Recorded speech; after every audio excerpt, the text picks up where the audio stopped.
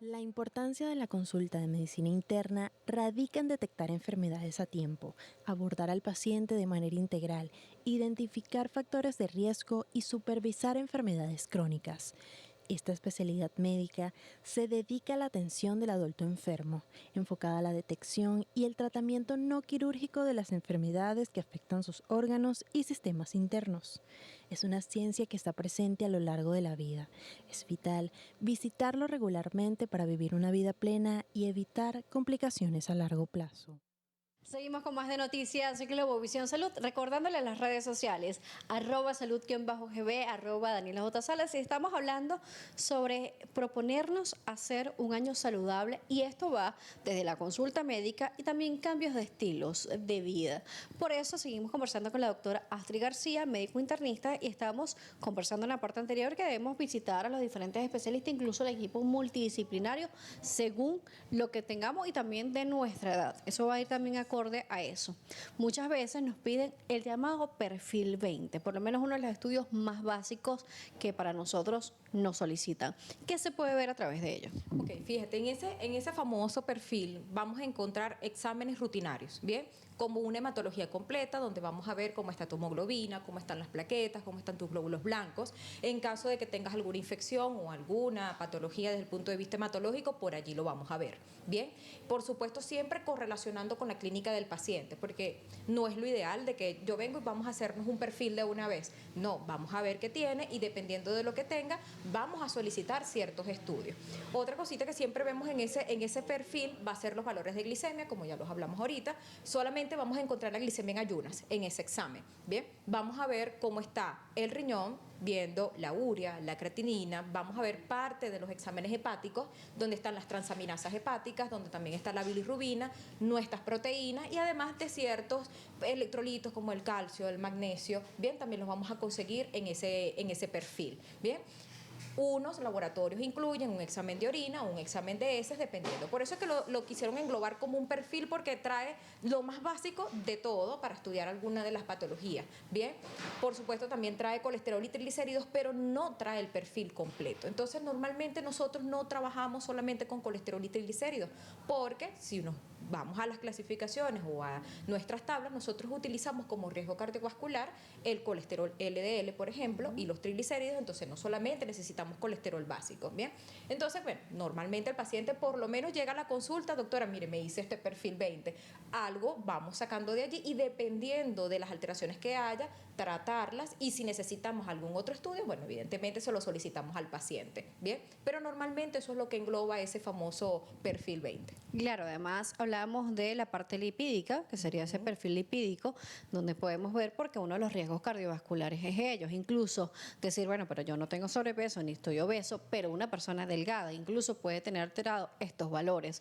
Y esto significará algo bastante importante para la parte del flujo sanguíneo de cada uno de nosotros. Sí, así es. Evidentemente siempre tenemos que tener en cuenta cómo está nuestra salud, no solamente acudiendo a las consultas médicas, sino haciéndonos estos laboratorios de rutina, porque nosotros podemos ser una persona delgada, pero tenemos colesterol y triglicéridos elevados. ¿Pero a qué se debe eso?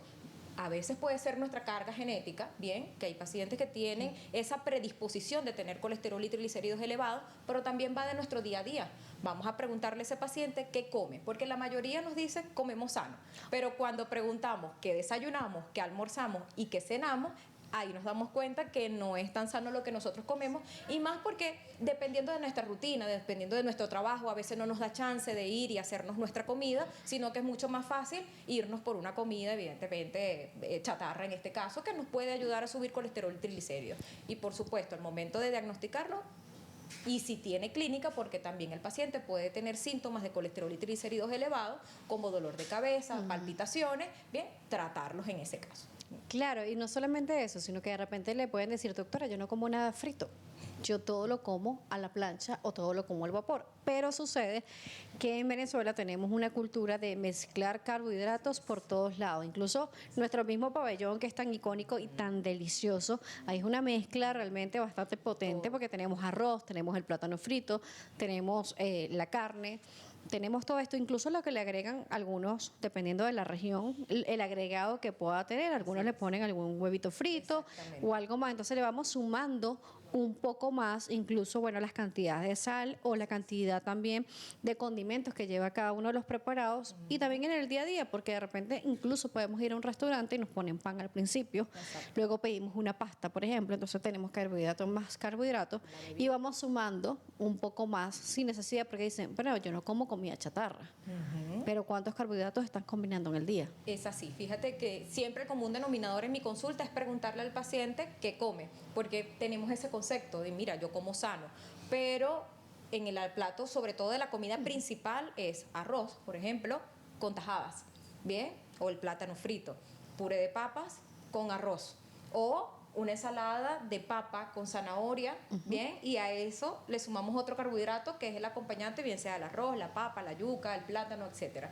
Y evidentemente eso suma el consumo de carbohidratos. Y es nuestro hábito del día a día del venezolano, ¿bien? Sí. Tener más de 2 carbohidratos en nuestra comida principal. Y en la noche, por supuesto, no puede faltar o el pan o la una arepa. Entonces, y si la arepa es frita, bueno, peor todavía. Pues. Claro, el colesterol y triglicéridos se ven afectados no solamente por las grasas, sino también por la cantidad de carbohidratos y azúcares que podamos estar consumiendo. Entonces ahí podríamos tener la respuesta de por qué tenemos elevados estos valores. Así es, totalmente. Entonces, no solamente se sube el colesterol, se sube los triglicéridos, se sube la glicemia y, por supuesto, eso nos lleva a que tengamos trastornos metabólicos, trastornos cardiovasculares y se empiece a elevar la presión arterial, así seamos una persona delgada.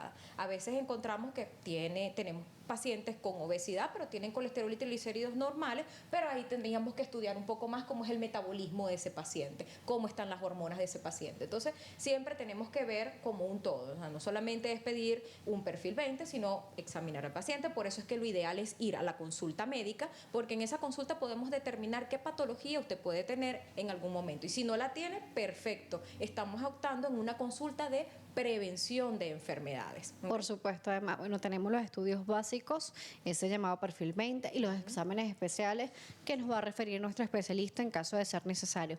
Y también vemos también esa medicina interna como ese filtro que nos ayuda a saber a qué especialistas también tenemos que visitar o hacia dónde debemos direccionar nuestra atención, porque también nos nombra algo muy importante, la parte metabólica de cada uno de nosotros. Entonces, ahí ver si solamente nos quedamos en medicina interna y lo podemos solucionar o irnos a la interconsulta, por ejemplo, con el endocrino o otras especialidades que sean necesarias. Sí, totalmente. Todo depende de lo que encontremos en nuestro paciente.